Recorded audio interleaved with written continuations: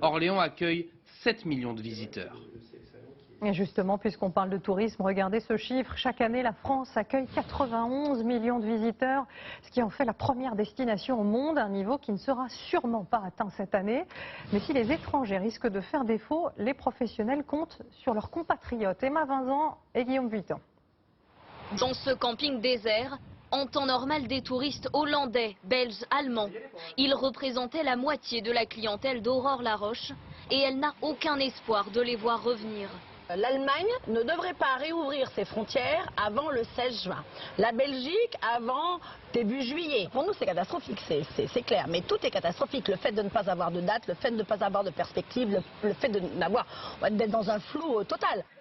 80% des touristes étrangers qui viennent en France sont des Européens. Cette clientèle est donc vitale. En revanche, dans les hébergements haut de gamme, comme cet hôtel 4 étoiles, ce sont les touristes chinois et japonais que l'on guette, sans grand espoir. Les aéroports sont aujourd'hui restreints, voire fermés, inactifs. Air France parle de supprimer des lignes, mais quel type de ligne Nous sommes inquiets. Les touristes français pourront-ils compenser cette absence? Difficile à dire car beaucoup attendent encore avant de réserver leurs vacances.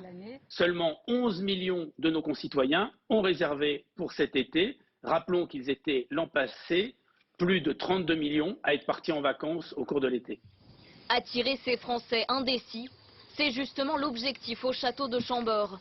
40% de touristes étrangers en moins, alors le directeur n'a qu'un seul choix, miser sur une clientèle locale. Pour nous, en tout cas à Chambord, nous allons beaucoup plus investir sur la fréquentation des touristes français et des touristes européens, notamment de ceux qui peuvent se déplacer en train ou en voiture. Passer d'un tourisme de masse à un tourisme durable, l'avenir du voyage, ce sera peut-être de prendre le temps de découvrir tous les secrets d'une région, plutôt que de multiplier les kilomètres aux quatre coins du monde. Du côté des commerces maintenant, tout ce qui est hors